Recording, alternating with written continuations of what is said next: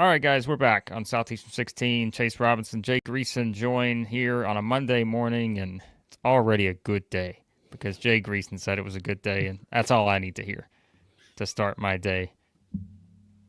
Why not? I've spent the last 45 minutes in the front seat of my truck talking over the Bluetooth, trying to get travel softball stuff worked out. This is going to be a breeze, even with the Missouri people thinking I'm a jackass. And I'm now getting Syracuse hate because I don't think they have a chance to compete with Tennessee.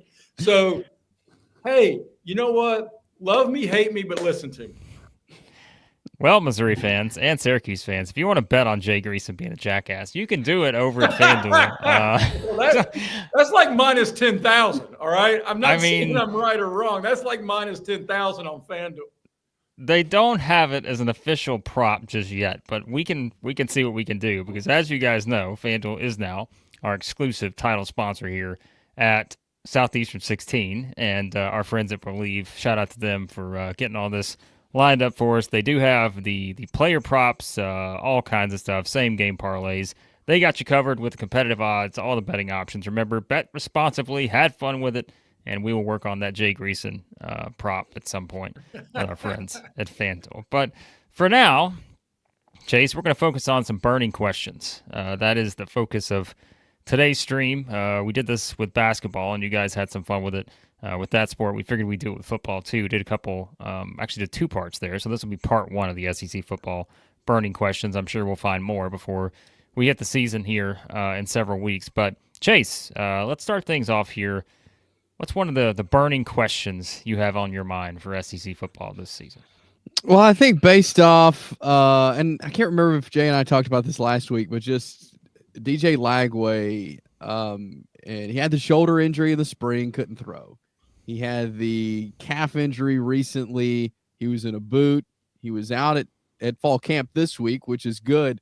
But my question for Florida is, can DJ Lagway stay healthy? Like, he went out last year with the hamstring in the game versus Georgia. They were playing really good in that game. He goes out. They lose it. He's able to come back. Then he had the injury in the spring. Now he had the calf issue this summer. So, I mean, the biggest question for me for Florida is, can he stay healthy? Because a lot rides on DJ Lagway this season for the Florida Gators. So that's big to me is his health. Chase, I think that's completely fair. And, I mean, if I was going to do like a mini hierarchy of most critical players, not necessarily with the pressure on them, but what they mean to the organization and what they mean to their program, and especially to their coaching staff, I think the top 3 most important players, and you can put them in whatever order, are DJ Lagway, Lenora Sellers, and Diego Pavia. And because those guys, not only are they very good football players who make plays in a multitude of ways, they're also the soul of those teams.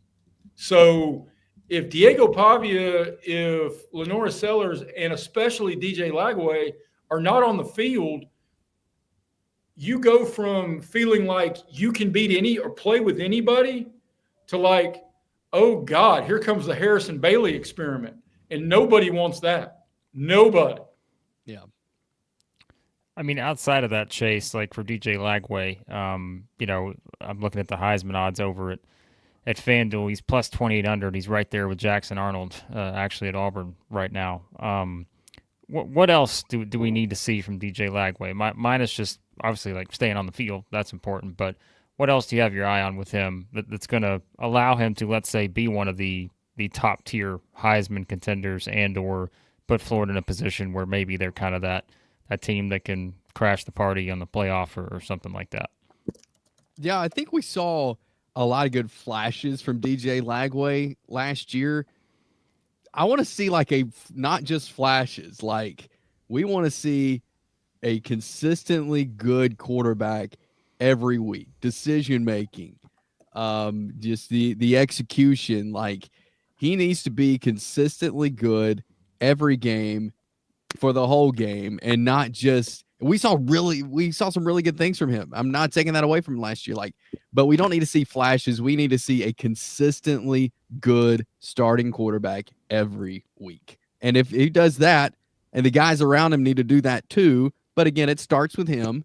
Then I think Florida's in good shape. Well, I think it starts with health, which is a great reason why this is a burning question going into the league. I mean, dear Lord, fellas, we're 19 days away from actual football happening. But in his games as a starter, a lot of people don't remember they were up on Georgia when he got hurt. They had a huge second quarter and were really starting to, I'm not saying they were in control of the game because it was 13-6, but it felt like, okay, this is about to be a 60-minute fight. 6-1 as a starter. In games he started, he had the second best quarterback rating in the league. I mean, I think his decision-making has forever been sound. I think his commitment to the program is undeniable. I mean, he's changed Billy Napier from being a surefire hot seat candidate to, are they about to extend Billy Napier? And I know some Florida fans don't want to hear that. But DJ Lagway has changed the direction of this program in about 6 months. Now, if he stays on the field, look, I love Chase. Blake, your reference to, I love DJ Lagway at 28-1. We did our fearless predictions last week, and I have him invited to the Downtown Athletic Club. Now, if he plays 9 games, that ain't going to happen. But look, you got a future NFL first 2-day tackle. You got the Remington Award-winning front runner in Jake Slaughter in front of you. You got no worse than the third best running back in this league coming back. If Eugene Wilson stays healthy, he's got pieces and promise. It just matters how many snaps he's healthy for. All right. One of the other questions, and Jay, you sent this one. I think this might be my favorite of the group so far, in terms of maybe the ones we're going to discuss. And yours was, what is going to be the biggest headline, let's say on August 31st? So after we've seen the sample size of Missouri kicking off on Thursday, Auburn and Baylor on Friday, all the games on Saturday, and then, of course, South Carolina, Virginia Tech on Sunday.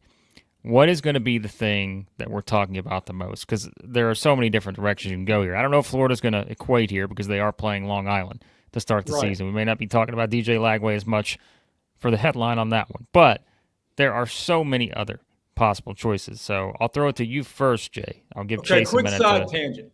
If you're Long Island University, are you not the Long Island Tees? I mean, should you not be the Long Island Tees, or at least have a T-shirt for it, like Long Island Tees? But all right, I'm gonna go 5-1 on the biggest headlines, and it's going to incorporate some predictions. 5.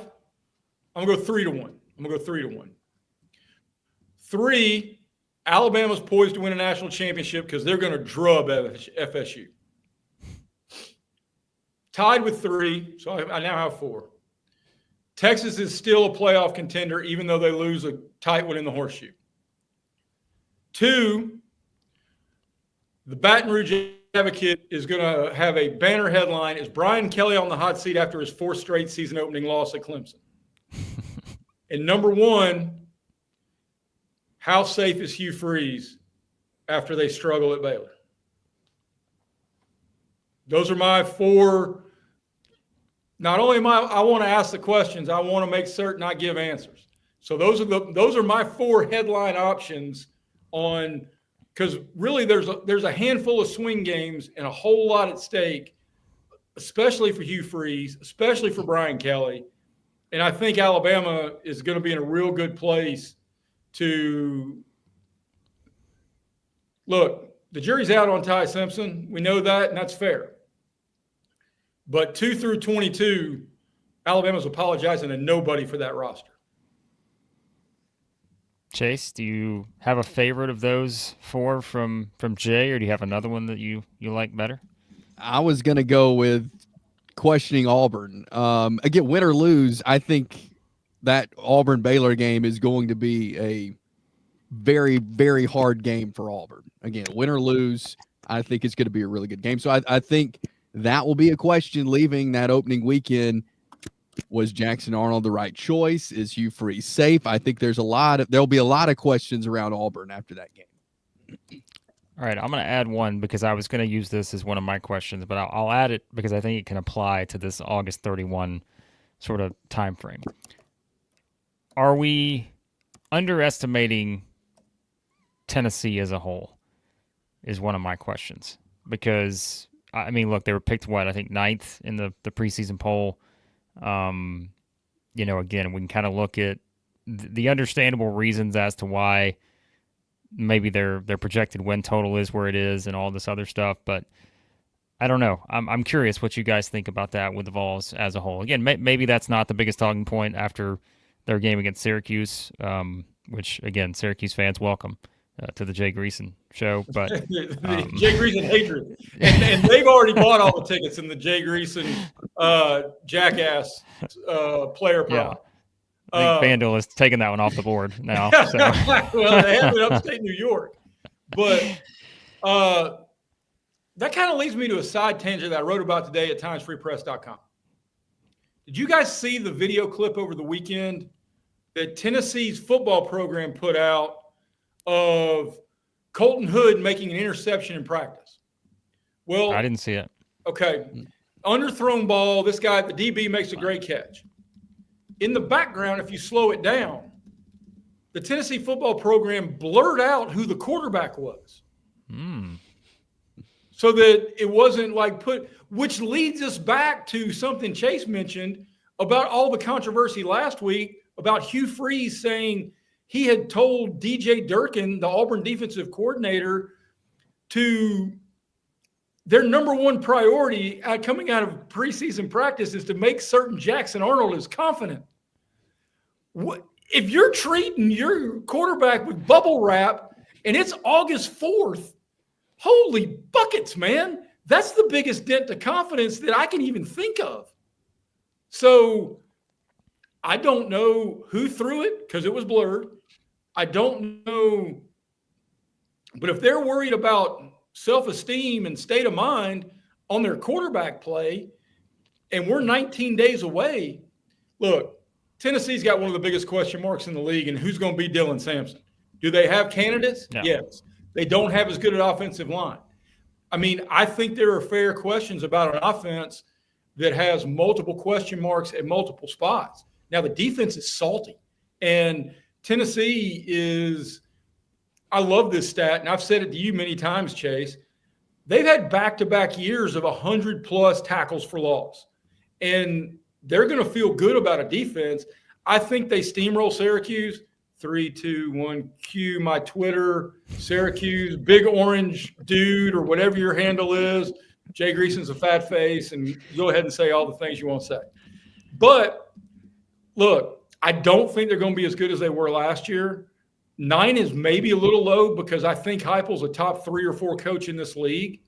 But I understand the question marks and the doubt, especially in a league that's got 6, 7, 8 teams having very real college football playoff conversations.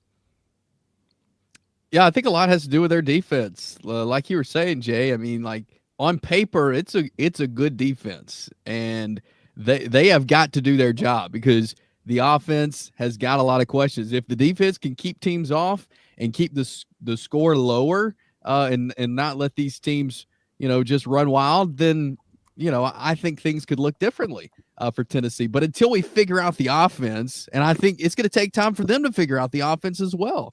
I think we'll be a couple of games into the season while they're still working things out. But again, the defense has the opportunity to keep them in games, to me. By the way, the preseason coaches poll just came out, I guess probably when we started recording this, and Tennessee is at 18. Florida's at 17, so we talked about them quite a bit so far. So they're back-to-back, 17 and 18. Elsewhere, I'll run down the SEC numbers real quick. Texas at 1, Georgia at 4, got LSU at 9, South Carolina 13, Ole Miss 15. As I said, Florida, Tennessee 17, 18, A&M at 21, and I think that is it. Obviously, all right, Blake, you need to go find Bama because if Bama's not in the top 6, then oh, I'm sorry, Bama's at 8. I knew I skipped over one. I do it every time. Bama's at 8. So, no, there you go. If you really want to jump on someone, Don't do it, Alabama fans. They're actually in the poll. But all right, what else we got here? I'm going to look at some of the others we had here. Chase, what else you got in terms of your burning questions on your list? I think for Georgia, can they run the ball effectively? I think that is something Georgia's going to have to be able to do, especially as they break in Gunnar Stockton. But just looking at Georgia, I feel like, one, they need to be able to stop the run, and Kirby's mentioned that, but they've got to run the ball effectively and consistently, and let that be a big part of their offense. In terms of Georgia, I'm completely comfortable with the running game. I think Nate Frazier is going to be an absolute boss. Replacing the Ratledge kid and some of their interior linemen, probably a concern. But look, Kirby's like a five-star restaurant. When they run out of the special, they're still going to bring you a five-star meal. So it's going to be the guys they're replacing five stars with are five stars. That's just how the level he's recruited at. Can he keep that up in the NIL era? We'll see. But look, man, Kirby's numbers are ridiculous. Over a 10-year career, at least to start a 10-year career, they're unmatched. So, and I've said this on a platform or two here on Southeastern 16. His quiet confidence in Atlanta at SEC Media Days tells me he really likes his football team. And, I mean, I don't know what you guys think, but Gunnar Stockton looks like he's about to cash out his 401k. That guy looks 48 years old. I mean, so I'm not saying, look, we've seen a bunch of these guys. Eric Zier had like the biggest John Smoltz football complex ever. And when I say John Smoltz football version of the football complex, when John Smoltz would take his hat off, he aged 20 years. When Eric Zier took his helmet off because all that hair was racing to the back of his neckline, he aged 20 years. It originally was the Jim Furyk All-Stars in my mind, but when those guys take their hat off, they go from being, oh, that's a guy's a professional athlete. Oh, that guy's friends with my grandfather. So I get it. So, hey, Gunnar Stockton they probably encouraged Carson Beck to explore the portal, which tells me they are completely comfortable with Gunnar Stockton, and I know you got to get to some ad reads, Blake, but it's a good segue. I know what you're going to bring up, so do that first, and then we'll segue into the ads. Which I think one of my big questions, Chase and Blake, we've got 3 first-year starting quarterbacks who are sliding into the seat that Joel Goodman of the Porsche he drove in Risky Business. So these guys get to pilot unbelievably talented rosters. It's Arch Manning, it's Gunnar Stockton, it's Ty Smith. My question for the group, who of those 3 is going to be the best? And maybe most importantly, because the answer to this one determines which one of the 3 may be on the outside looking in on the playoff, which one of those 3 is going to be the worst?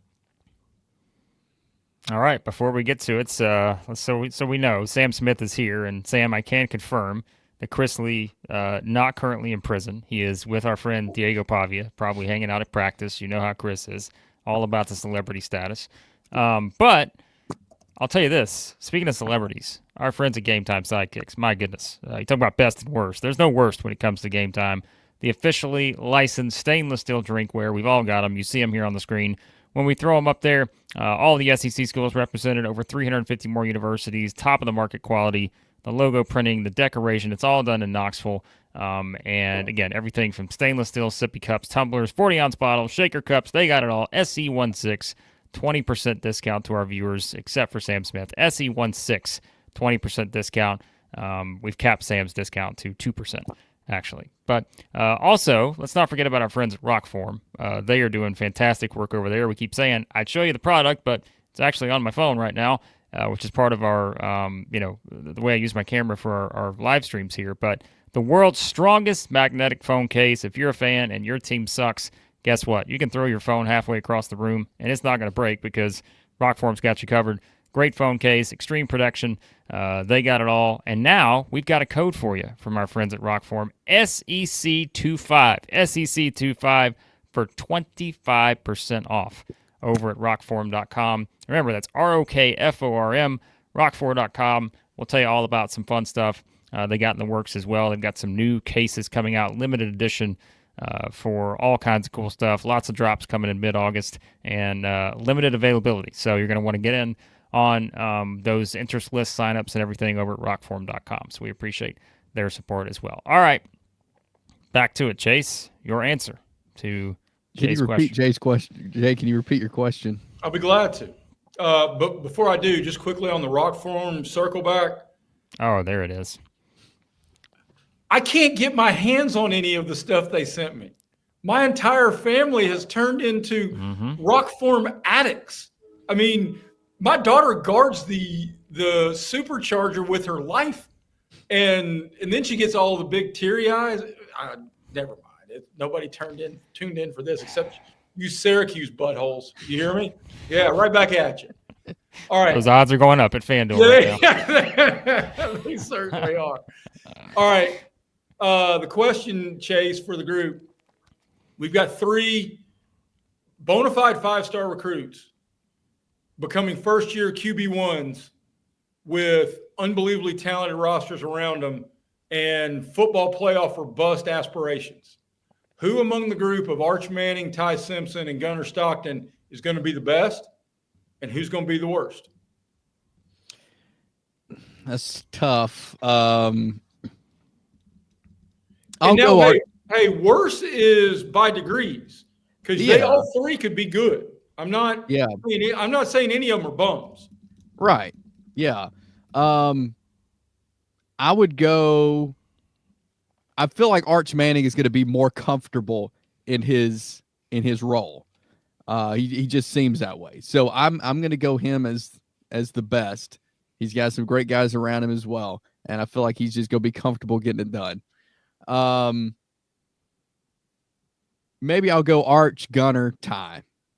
And again, I think they could all 3 be playoff quarterbacks, but that's what the order I would put them in. Who has the best supporting cast in terms of playmakers? I'm going to say Ty. That's what I was going to say. I'm going to say Ty, but I also think Ty would have the quickest hook. I would agree with that too. With the other transfer and the 5-star around him. And assuredly, and again, I'm not saying Kalen DeBoer's seat's hot, but he's going to feel more pressure than Kirby or Sark to make a change. Yeah. Do you agree with that, Chase? I mean, in terms of like the supporting cast, I think just obviously with what Alabama has for him to throw to, and just again the overall offensive potential. Not that Arch Manning and Gunnar Stockton don't have that at Texas and Georgia. They're going to score points, but I do think it's kind of one of those where, it would probably be an interesting argument to make for that for Ty Simpson at Alabama. No, most certainly, and now that as I think through that, I see that more for sure. Yeah. All right. Ty is 3rd on my list. My list is exactly the same as Chase, actually, because I'm going to err on 2 things jump out at me about making Arch one on these 3. You referenced one, Blake, and it's supporting cast, even without a whole lot of experienced returning dudes in the wide receiver room. The running back room's loaded. 2, in the terms of returning cast, Texas may have the best defense in the country. So Arch could be 7-0 and have a very meh start to the season because of the pieces around him. Now, then he's going to have to make plays in Columbus for them to win. And inexplicably, the upside is higher for Arch Manning in terms of what he could possibly do than the other 2. And all 3 of them are 5-stars. I'm not begrudging any of them. I mean, everybody would love to have any one of those dudes and feel pretty good about it. But the thing that gives me pause, if Ty Simpson has figured it out, Alabama's going to roll because the offensive line may be the best in the country. The wide receiver room and what Washington did with multiple wide receivers in multiple spots 2 years ago with DeBoer and Grubb calling plays and breaking that down, it was damn hard to stop. So, but my list is the same because I just think there's more of a possibility that Ty Simpson going into the bye week before LSU is not even the guy. Well, and we'll give you the updated odds from FanDuel. These obviously move a bit sometimes, but Arch Manning in terms of the Heisman, and I know this isn't necessarily related to our discussion, but we will give you the odds over at FanDuel now. Arch Manning at 7-1. Ty Simpson is at 16-1, and then you have Gunnar Stockton all the way down at 25-1 right now on those three. Jay, if any of those catch your interest right now. Well, I'm not paying that freight for Arch. No way. Am I only risking my money at plus 700 on something that is – and we know how this works. I mean, I go all the way back. I call this the Leonard Fournette theory. He looked like a dunk Heisman winner. If you're the Heisman favorite, everybody's going to figure out ways to throw stones at what you've done. And you could even call it the Peyton Manning theory when Charles Woodson swooped in and took it from him. But I'm looking for longer shots. I'll give you a couple. And Auburn's going to get up close and personal.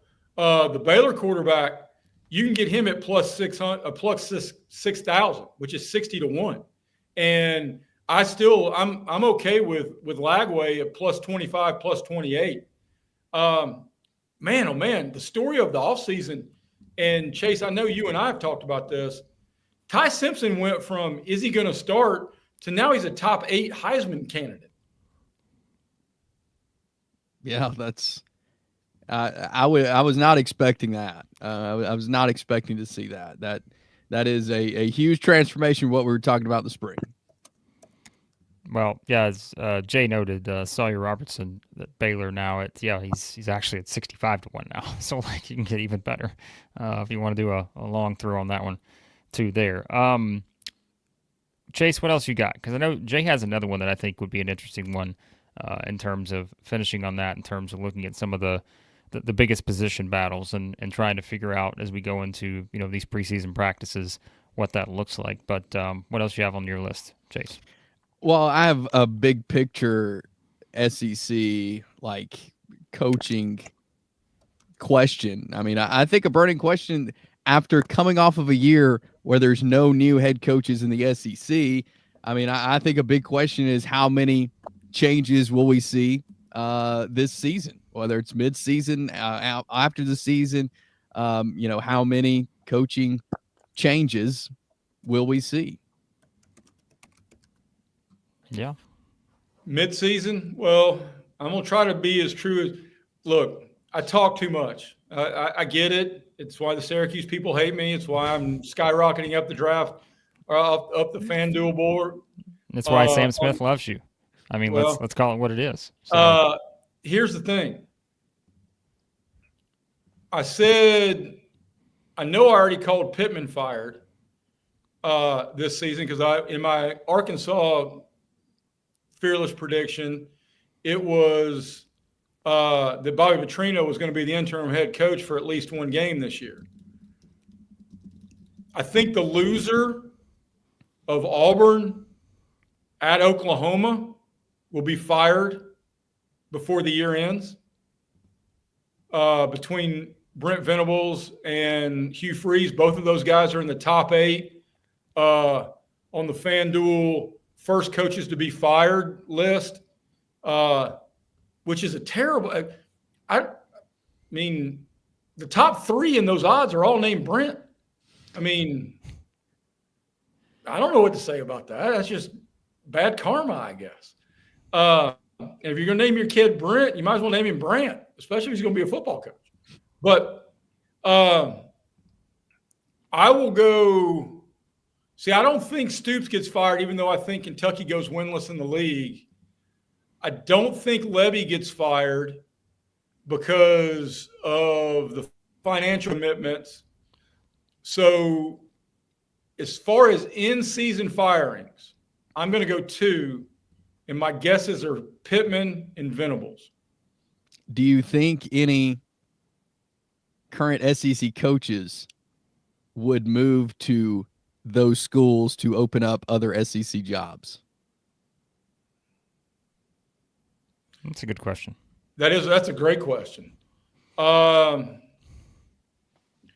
I think the shine is off Stoops, especially after he played footsie with Texas A&M. That's a sneaky one that's going to be interesting, because my prediction on them was Texas A&M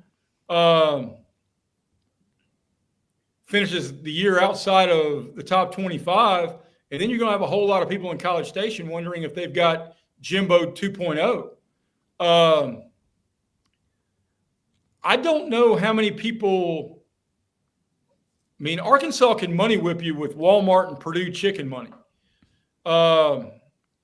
Oklahoma has prestige, but right now that's on the fringe of the footprint of the league. If Auburn fires a guy, maybe they try to money whip Lane Kiffin. I don't know. But I would say no to that, honestly, Chase, just because you're trying to money whip some money whippers. So no Heupel back to Oklahoma? I don't think Oklahoma's a better job than Tennessee right now. Yeah, I would agree with that. And he's got a 5-star. He's got the number 1 quarterback in the country coming from North Carolina in the 2026 recruiting class. That if Heupel and Tennessee struggle, then this is going to fall at the feet of Nico Amaliava and the distractions of the spring. And Josh was defending the power T, and now he's got his 5-star number 1 quarterback in the country coming. And I mean, honestly, I think he's got as many mulligans as Donald Trump in his senior golf tournament over there in the Royal Turnberry or wherever the heck he played, and his caddy was dropping golf balls on there. And I'm a Republican. I'm not talking politics. I'm just talking about golf. Anywho, well, I don't know. Maybe you could use the old Bear Bryant conversation of Mama called, and if he wants to go back there, ask Scott Frost how that worked out at Nebraska. Yeah, I thought of that too. If I was going to be conservative here on the number, but if I set it at 3.5, coaching changes in the SEC, over or under? Before the season ends? Let's say after the season. Let's not do in season. Let's say after the season, going into next season, have there been 3.5 over under? All right, breaking news here on Southeastern 16. Blake is now officially dialed into the algorithms of FanDuel because that's the perfect over-under. That is the perfect over-under. Because even if both Freeze and Venables get fired, look, it's going to cost Kentucky $50 million to overhaul the football staff. And that's with assistants and bringing in new folks. And then you start going across the league. Unless Lagway is hurt and Florida bottoms out, I have a really hard time seeing how it gets to 4. Yeah, I agree with that. I think I would go under there too. All right, Jay. One of the other things you mentioned before we hopped on was looking at some of these, in terms of burning questions. Obviously, there's quite a few when it comes to some of the maybe non-quarterback position battles out there. You mentioned earlier, like Tennessee's running back situation is intriguing. Obviously, there's some others around the league, South Carolina, LSU, Ole Miss, and such. Any ones you want to throw at everyone? And, well, by the way, too, if you're in the chat, we've got a lot of people in the chat. Like, if you're in here, chime in with your burning questions, your answers to these questions. All that always makes for a fun discussion. So, well, I think I would start with South Carolina because they've got a guy who's QB1 who may be R1 round one or day one round one in Lenora Sellers. And if the Utah State transfer running back gets eligible before the season starts, you got to kind of like their pieces on offense. Well, defensively, they were just salty last year in the front seven. And it starts with the Kennard kid, who was SEC Defensive Player of the Year. And can they replicate that relentless pressure that they forced on everybody? And when you've got dudes, and this is going to lead me to Ole Miss, when you've got dudes that you can generate pocket pressure and the opportunity to maintain the running game either by rushing the quarterback with 4 or slowing the run down without a safety in the box, you have a schematic advantage over every team you're going to play. And I don't know if you can replace as many guys as South Carolina lost that demanded double teams in almost every snap, because then it puts you in an odds number that allows you to really do some creative and inventive and some dominating stuff. Same goes with Ole Miss. I mean, you lose Walter Nolan, you lose a couple of guys from a defense that was second in the country in sacks, or led the country in sacks, second in the country in points allowed per game. Look, they had a first-round quarterback drafted last April, and the hallmark of their team was their defensive line. I mean, that's a telling scenario. I bet Lane Kiffin wakes up in the middle of the night and goes, "Oh, Kentucky," because that loss kept them from the playoff. And who knows, when you have that many NFL dudes, who knows what happens in the playoff? Can they find names and pieces? I'm talking about this in a main regard of competition and position battles to look at through the preseason practice, because the coaches are going to tell you the same thing. We like the dudes we got. We feel good about where we are. I mean, but how can you feel as good about Ole Miss's defensive line or South Carolina's front seven as you did midway through the last season? And then maybe the most important one, because I think LSU's got a playoff caliber roster with another quarterback who could be round one, pick one. Are their tackles ready for this? Because you lose 4 offensive starters, you lose 2 tackles to the draft. They jump neck deep in the portal, and they've overhauled the offensive line with experienced dudes. And I get it, that's the modern era of college football. But they also draw the short straw going to Clemson, which on Mel Kiper's big board has the top NFL prospect as an edge rusher and the top NFL prospect as a D tackle. A rebuilt offensive line in a road game with a quarterback who's got an NFL skill set but is not mobile is not a recipe for success. Jace, thoughts on any of that or any other kind of battles you're most kind of curious about that could be one of the burning questions heading into the games here in several weeks? I think I agree with everything that Jay has said, and all those that he brought up. I am interested in, with South Carolina, most certainly the running back. I'm also interested in how they handle some of the kind of defensive positions, especially after the defense they had last year. What are they going to do at the edge? Like, who is going to be the next guys to step up? So I'm interested in that one as well.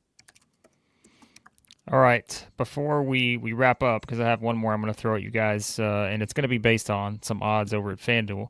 Remember, we are now sponsored by FanDuel, our title sponsor here at Southeastern 16. We appreciate their support, and you can check out all the great stuff they have going on over there. Of course, again, all the player props, the same game, parlays, you can get your futures in, all sorts of stuff. We've been talking about it on the show today, and lots of great options for your bets, a lot of great competitive odds, and remember, bet responsibly, have some fun over at our friends at FanDuel. All right, I'm going to throw this one at you guys on the way out here, unless there's anything else you want to hit on afterwards. But we always try to find the surprise team, and I feel like this entire offseason, it's been who's going to be the big sleeper team, who's going to be the surprise team, and all that. There are some teams that are kind of jumbled when it comes to the FanDuel SEC. We're going to go conference winner here. I'm not saying any of these teams are necessarily going to be the surprise and that they win the conference, but I am going to kind of tie this in from an odds perspective of these 4 teams that, let's say you get to pick who's going to be maybe the biggest surprise of this group, and who do you think is going to wind up maybe taking a little bit of a step back. All right, so and this is where it's kind of fascinating, but we know schedules kind of go into this too. These teams, and I'm going to give you their, again, odds over at FanDuel. Remember, you're betting on a championship winner here, which maybe is not going to apply to this, but these 4 teams who were picked from 9 to 12 in the SEC preseason media poll. That was Tennessee, Oklahoma, Auburn, and Missouri. Right now, if you look at their numbers over at FanDuel, Auburn plus 2,100 to win the SEC, Oklahoma plus 2,300, Tennessee plus 3,100, Missouri all the way down at plus 7,500.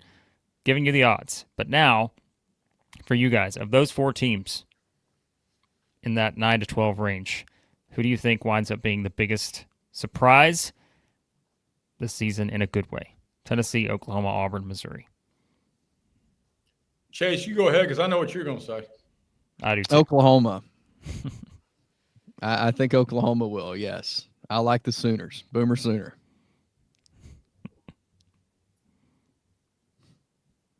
Jay? He just answered with his game time. Oh, I was looking at another tab. I was looking at FanDuel. Well, there you go. All right. And I'll tell you why. Deacon will like to hear that in the chat. Well, please Deacon, give us an argument. I mean, I guess Deacon doesn't know.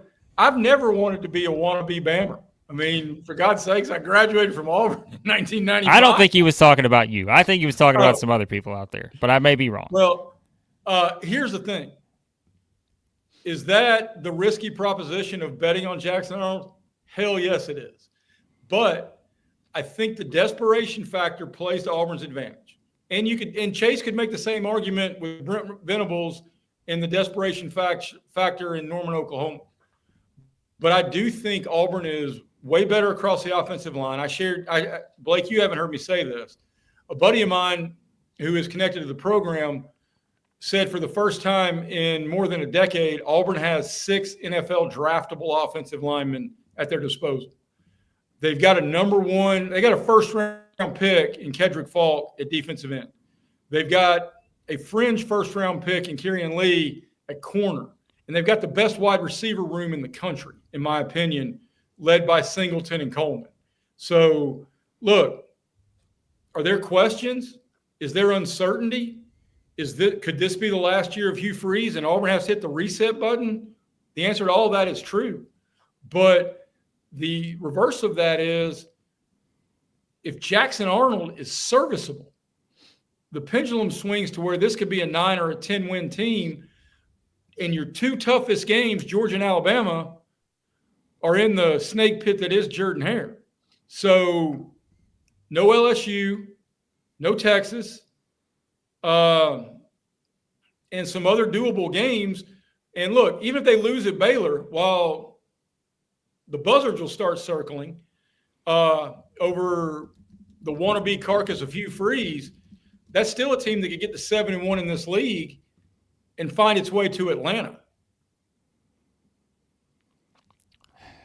I think, and Chase and I have talked a lot about Oklahoma, I feel like, in the videos we've done this offseason. And I think that's probably the one I would settle on. I don't know. And look, I know someone was asking earlier, too, and we can tie this in. Missouri is fascinating to me. I think that they kind of are one that right now at FanDuel, over 6.5 wins, minus 170 right now on the number for the regular season win total for Missouri. Their first, they don't play a game on the road till October the 18th, and that's at Auburn.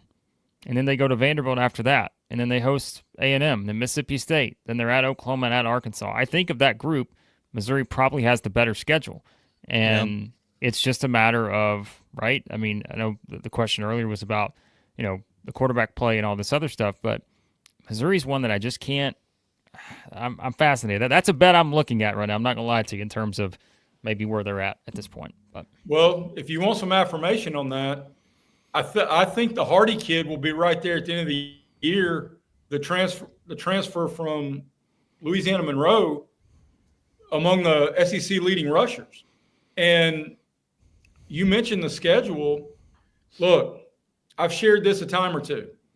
4 most important people for an SEC team to get to Atlanta: your head coach, strength and coordinating conditioner, your quarterback, and the schedule maker from Birmingham, because all of those are impactful, which honestly, Chase, works against you, because I think there's a real case, and I haven't crunched the numbers because it came out after we started airing.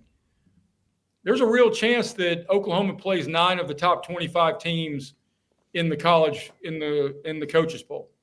Yeah, that's the truth. yeah, Phil That is still a big has part of it. Oklahoma with the 7th toughest schedule in the country. And again, it's just one metric, but yeah, they're at 7. I think. By the way, Missouri is at. I think Missouri's at 50. So And if you see, Phil still also is very high on Oklahoma. he has Blake, them as their yeah. number 1 surprise team for this season. Yep.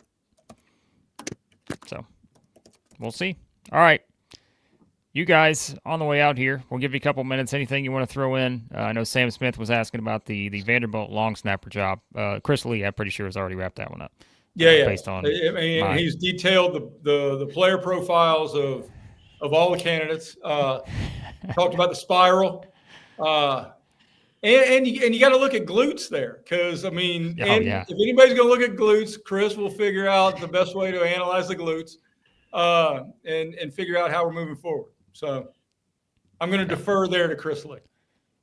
Gluteus Maximus, Chris Lee, now the long snapper for the Commodores this season. But as always, we appreciate, again, you guys hopping in as usual. As we said, we've kind of teased this over the past couple months, but we will have more frequent live streams, obviously, as we're getting closer to the start of the season. Once the season gets here, you will get these pretty much daily throughout the season as well. So remember, hit that subscribe button, hit the like button, check out all the stuff we got here on the channel. We've already got the way too early preview and predictions out for some of the big week 1 games that we kind of talked about early. We'll also have Alabama, Florida State. We're going to look at that one, although Jay kind of gave his spoiler on what the expectation will be for that one, because Alabama currently in a good position with the odd makers for that particular game. But we'll have a look at that one here this week as well. And maybe one of the other live streams we'll do this week, looking at some sort of breakout players and some other things like that this season. So we appreciate you guys, again, for hopping in. As always, subscribe, like, turn on your notifications so you know when we do go live or post no videos here at Southeastern 16. Again, check out our friends over at FanDuel, Game Time Sidekicks, and ROKFORM. And we appreciate you, and we'll talk to you soon at Southeastern 16.